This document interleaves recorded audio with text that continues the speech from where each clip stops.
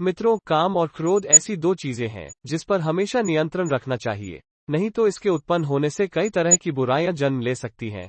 और आज मैं आपको कामवासना से जुड़े एक ऐसे प्रसंग के बारे में बताने जा रहा हूं, जिसके कारण देवराज इंद्र को गौतम ऋषि ने क्रोध में आकर ऐसा श्राप दे दिया था, जिसके बाद इंद्र के शरीर पर 1000 योनियां बनाई थी। आखिर देवराज इंद्र ने ऐसा क्या कार्य किया था, जिससे गौतम ऋषि को क्रोध और समस्त देवतागण का मस्तक लज्जा से नीचे झुक गया था? यही जानेंगे मिलकर आज की इस वीडियो में। तो मित्रों, नमस्कार और स्वागत है आप सभी का एक बार रहस्य चैनल पर। मित्रों, इस प्रसंग का उल्लेख पद्म पुराण में मिलता है।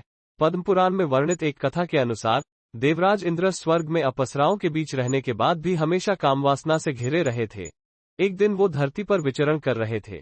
इस दौरान उन्होंने एक सुंदर सी स्त्री को आश्रम के बाहर दैनिक कार्य करते देखा। दरअसल ये स्त्री गौतम ऋषि की पत्नी अहिल्या थी, जो दिखने में किसी अप्सरा से कम नहीं थी। अहिल्या को देखते ही देवराज इंद्र उस पर मोहित हो गए और वो रोज उसे देखने आश्रम के बाहर आने लगे।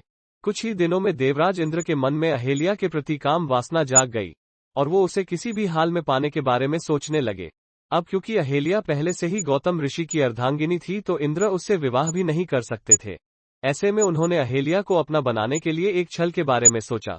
उन्होंने सुबह गौतम ऋषि का रूप धारण कर अहिल्या के साथ काम क्रीड़ा करने की योजना बनाई, क्योंकि सूर्य उदय होने से पहले ही गौतम ऋषि नदी में स्नान करने के लिए जाया करते थे और करीब 2 से 3 घंटे के बाद ही आश्रम लौटते थे।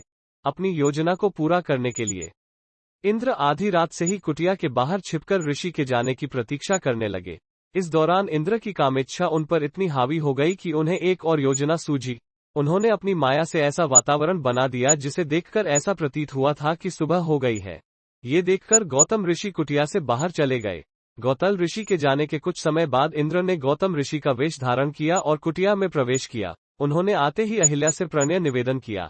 अपने पति द्वारा इस तरह के विचित्र व्यवहार को देखकर पहले तो अहिल्या को शंका हुई, लेकिन इंद्र के छल कपट से सराबोर मीठी बातों को सुनकर अहिल्या भी अपने पति के स्नेह में सब कुछ भूल बैठी। उधर नदी के पास जाने पर गौतम ऋषि ने आसपास का वातावरण देखा, जिससे उन्हें अनुभव हुआ कि अभी सुबह नहीं हुई है।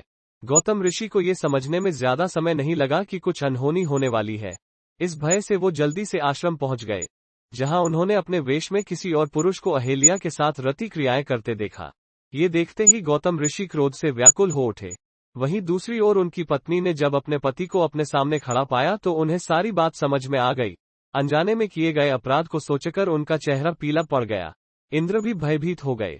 क्रोध से भरकर गौतम ऋषि ने इंद्र से कहा, मूर्ख, तूने मेरी पत्नी का स्त्रीत्व भंग किया है।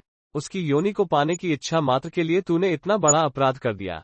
यदि तुझे स्त्री योनि को पाने की इतनी ही लालसा है तो मैं तुझे श्राप देता हूं कि अभी इसी समय तेरे पूरे शरीर पर 1000 योनियां उत्पन्न हो जाएगी, ताकि स्त्री की योनि पाने के लिए तुझे किसी और स्त्री का सहारा ना लेना पड़े। इसी के साथ अहिल्या से अनजाने में हुई इस भूल के लिए गौतम ऋषि ने उसे हमेशा के लिए पत्थर की मूर्ति बन जाने का श्राप दे दिया।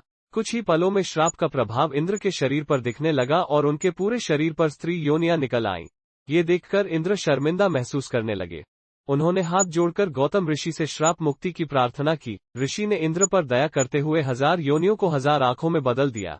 इसलिए ही मित्रों, आपको कई चित्रों में इंद्र के शरीर पर कई आंखें निकली हुई नजर आती होगी, जो गौतम ऋषि के श्राप का ही परिणाम है। मित्रों, यहाँ पर यह भी बता दूं कि इंद्र के इस कारनामे से पूरा देवतागण अपमानित हो गया था।